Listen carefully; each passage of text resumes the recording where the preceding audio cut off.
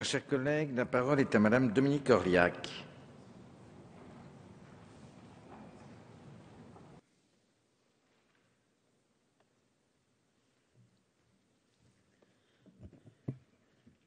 Merci, Monsieur le Président, Madame les ministres, Mesdames et Messieurs les députés.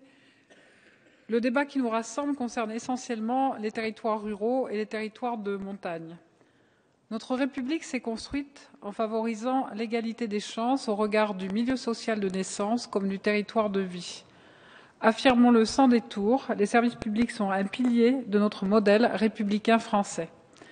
Notre défi, c'est de réussir la transition avec une économie modernisée, prospère et une action publique performante, efficace et recentrée sur des priorités.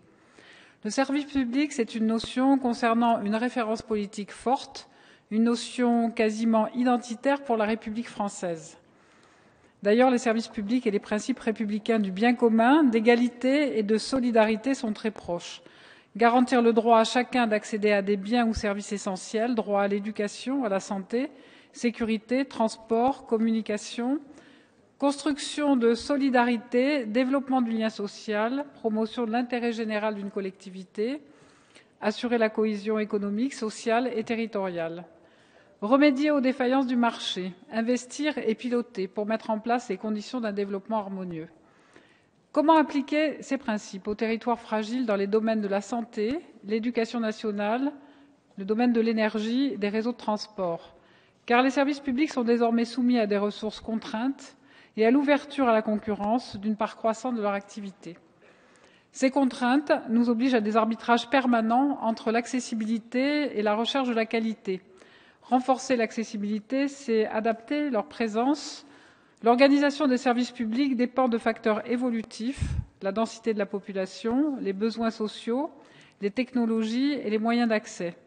D'abord, il n'est de richesse que d'hommes, comme l'affirmait Jean Bodin, et un détour par la démographie s'impose.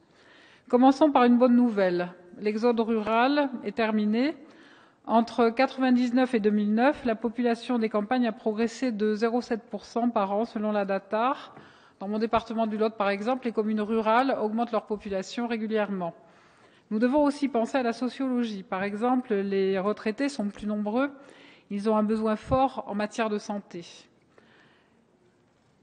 Fernand Braudel et son livre référence à ce sujet. L'identité de la France insiste sur l'armature urbaine française et le maillage Paris, villages, bourgs, territoires ruraux et les services que se rendent mutuellement chaque échelon de ce maillage. Avec les progrès techniques, ce maillage territorial a évolué. Que devient l'organisation de notre service public de santé, CHU, CHR, hôpitaux de proximité, médecins traitants, quand le CHU régional se rapproche à moins d'une heure? Car pour l'accessibilité, il faut réfléchir en temps d'accès plus qu'en kilomètres. Il y a 15 ans, la demande était structurée autour du triptyque école, route, poste. Et en 15 ans, ce triptyque s'est enrichi en ce qui concerne la santé, notamment la présence de médecins généralistes de services d'urgence. Ensuite, les télécommunications, téléphones portables, Internet. Enfin, les commerces, surtout commerces alimentaires de proximité. Les problèmes se sont durcis, l'offre de soins se raréfie, la demande change. Plus de personnes âgées, plus d'inactifs, donc plus de consommateurs de soins de proximité. Enfin, la demande de télécommunications s'impose comme la priorité des territoires ruraux. L'organisation des services publics doit donc s'actualiser en fonction de cette demande. Cette organisation des services publics doit évoluer et c'est aussi l'exigence de qualité qui conduit au regroupement des services spécialisés. Concernant la santé, nous devons renverser les courbes de la disparité de l'offre pour garantir une offre de soins de base, de proximité, de qualité. La réalité de la France médicale, c'est l'incitation, aujourd'hui qui est défendue, pas la coercition. Par exemple, je citerai le système de bourse aux étudiants en médecine qui s'engage à travailler pendant une période déterminée dans les déserts médicaux, la création de postes de praticiens territoriaux. Concernant le numérique, Internet, c'est un nouveau territoire, un nouveau mode d'action et d'échange qui se superpose au territoire dont il modifie les frontières. Il forme ce que Michel Serres appelle un hyper-territoire où les distances sont moins physiques que symboliques. Cette transformation nous impose une réflexion stratégique pour l'action publique. À chaque rupture technologique, sa diffusion pose la question de l'égalité du territoire, L'enjeu du déploiement du réseau très haut débit est majeur car il conditionne toute une panoplie de services au public. Dans le numérique, l'initiative privée se montre capable d'innover, de créer, d'investir. Mais le marché tend à préférer la rentabilité et les zones à forte densité de population. Nous devons donc trouver la bonne régulation pour accélérer le déploiement dans les territoires fragiles. Pour conclure, je dirais que nous devons préparer les conditions pour une France plus équitable et plus cohérente.